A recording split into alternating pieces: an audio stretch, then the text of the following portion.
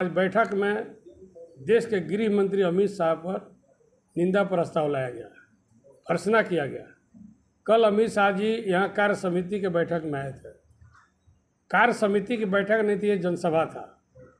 कार्य समिति के बैठक के नाम पर जनसभा को संबोधित किया, लेकिन अफसोस है कि जनसभा जिस मैदान में वो कर रहे थे वो HEC का ऐतिहासिक मैदान है, प्रभात तारा मैदान, जिसका नामांकन भगवान जगन्नाथ स्वामी के नाम पर हुआ है। भारतीय जनता पार्टी की पूरी सीनियर टीम, जिसमें चार केंद्रीय मंत्री, एक चीफ मिनिस्टर, एक वर्तमान चीफ मिनिस्टर और देश के गृह मंत्री और झारखंड सरकार में झारखंड में जितने भी तमाम विधायक हैं, जनप्रतिनिधि है, सांसद है, सभी लोग कल मौजूद है, उसका आप साक्षी हैं। लेकिन अफसोस है कि जिस मैदान में उस सभा की है वो HEC का धर्मस्थली मैदान है, और उस मैदान में HEC के समस्याओं पर, HEC के कर्मचारियों पर, HEC के अधिकारियों पर, HEC के मजदूरों पर, विधवा आश्रित पर और यहाँ के विस्थापितों पर, HEC का आवासीय सेक्टर के विषय में, व्यवसायिक संस्थान, जो सारे लोग परेशान हैं, झुग्गी झोपड़ी, एक बार भी HEC का उन्होंने मुंह में नाम नहीं लिया। ऐसा लगा जैसे कि वो बिना बरस के जो है कि भाषण दे रहा है कि उनको HEC के नाम से बरस करना पड़ेगा। इतना इन लोगों का नीयत खराब है, HEC के नाम से इतना लोगों को घेरना है, HEC के प्रति उनकी मानसिकता साफ नहीं है, उनकी मंशा साफ नहीं है। इसलिए जो है कि आज HEC में आक्रोश का माहौल है, तमाम सेक्टर में, पूरा HEC इलाका में, मजदूरों में, सभी लोगों ने जो है कि आज बोला कि हम लोग उनको निंदा करते हैं, भर्त्सना करते हैं। आज के बैठक में भी प्रस्ताव पारित हुआ।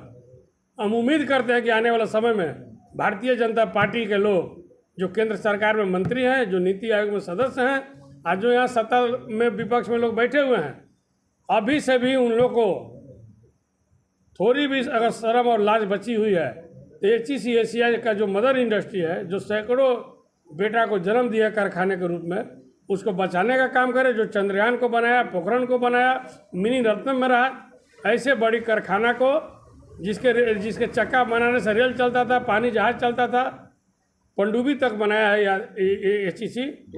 इसलिए जो है कि इसको, और पूरा रक्षा मंत्रालय तो इसी पर डिपेंडेंट है। डिफेंस का मैक्सिमम जो है कि यंत्र बनाया, विस्तार से नहीं बताना चाहते हैं। तो ऐसे स्थिति में इसके साथ में ज़बरदस्त अंधेरा लाने का प्रयास किया जा रहा है, लेकिन हम लोग प्रकाश लाने के लिए पूरा लाखों लोग इसके लिए हम लोग अडिग हो गए हैं। क्योंकि आवासीय कॉलोनी के लोग, चाहे गृहिणी हो, महिला हो, पुरुष हो, चाहे एक्स एम्प्लॉय, सेवानिवृत्त कर्मचारी हो, वॉलंटियर हो, रिटायर कर्मी हो, चाहे मजदूर हो, कर्मचारी हो, सप्लाई हो, ठेका हो, विधवा आश्रित हो, चाहे अधिकारी हो, कार्यरत हो, सारे लोगों ने संकल्प लिया है कि HEC में प्रकाश लाने के, HEC को बचाने के लिए, HEC को जिंदा रखने के लिए हम लोग जो है कि कोई भी कसर नहीं छोड़ेंगे। इसको लेकर आज हम लोग बैठक में जो है कि सारे विषयों पर चर्चा किए हैं। आने वाला समय HEC के लिए एक इतिहास के प्रति पन्नों पर लिखाएगा। चूँकि HEC रहेगा तभी झारखंड रहेगा, याद रखिएगा। क्योंकि HEC मुख्यालय ही नहीं है, सरकार का भी मुख्यालय है और भाजपा का भी मुख्यालय है, जो कि प्रभात तारा में मोदी जी हो चाहे अमित शाह कार्यक्रम करते हैं। इसलिए HEC रहेगा तभी झारखंड बचेगा, तभी देश चलेगा। जो HEC का नाम नहीं लगा वो झारखंड में जो है कि रहने के लायक नहीं है। स्पष्ट रूप से मैं आपको बता दे रहा हूँ, चाहे राज्य सरकार हो चाहे केंद्र सरकार हो, हम लोग HEC को बचाने के लिए हर तरह का कुर्बानी देने के लिए हम लोग तैयार हैं। चाहे इसके लिए भी जो भी हम लोग का अंजाम, जो भी हम लोग को सहना पड़ेगा, हम लोग तैयार हैं। आपको स्पष्ट तौर पर बता समझिए कि ये पहला चरण का शुरुआती दौर है, आंशिक जो है कि ये आपको हम संकेत दे रहे हैं। तो आने वाले समय में HEC राज्य का बड़ा मुद्दा बनेगा, चाहे राज्य सरकार का चुनाव हो, विधानसभा का, चाहे भारत सरकार को अगर देश चलाना है तो HEC को नज़रअंदाज करके नहीं चल सकते हैं। क्योंकि अब तो दो मंत्री झारखंड से, रांची के लोकसभा का सांसद भी मंत्री है, वो भी डिफेंस मंत्री है, जिसके वर्क ऑर्डर से डिफेंस का नाम होता था। अगर वो चाहें तो सैकड़ों करोड़ का वर्क ऑर्डर इमीडिएट दिलवा सकते हैं। शर्म आनी चाहिए। दूसरा बार सांसद है, इसके पहले भी 5 बार बीजेपी के सांसद रहे हैं। एक साधारण बैंक गारंटी नहीं आप दिलवा सकते हैं? क्या आप सरकार चला रहे हैं भाई? बैंक गारंटी तो मानवता की चीज़ है। ये अस्पताल में इलाज तो मानवता की चीज़ है, तो ह्यूमैनिटी ग्राउंड पर कुछ नहीं है। अगर आप बैंक गारंटी दिलवा दे, पूरा HEC का लायबिलिटी महीने का 4 करोड़ है, 3.5 करोड़ रुपया ब्याज उनका माफ़ हो जाएगा, तो HEC को लायबिलिटी नहीं रहेगा।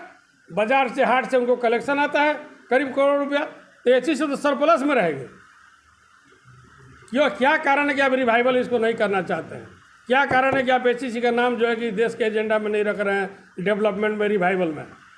और हमको उम्मीद है कि देश के उद्योग मंत्री जो भारत सरकार के बने हैं, देश के पूर्व प्रधानमंत्री एच.डी. देवगौड़ा के सुपुत्र हैं, 2 बार मुख्यमंत्री रहे कुमार स्वामी साहब, हम लोग का एक जो है कि सामाजिक जो है कि लगाव उनसे है, उनके विचारधारा, हम लोग का विचारधारा काफ़ी मिलता जुलता है।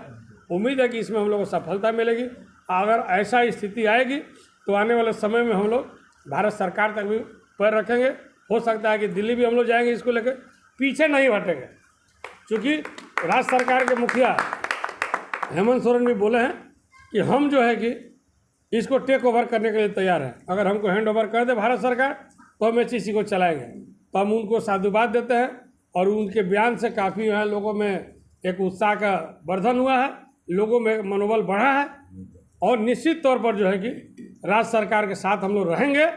और हमको उम्मीद है कि नीति आयोग में जो 27 तारीख को बैठेगा ये विषय उठेगा, नहीं उठेगा तो जन आंदोलन का एक बड़ा अखाड़ा तैयार होगा एचईसी, जिसका चर्चा देश के कोने कोने में होगा। एचईसी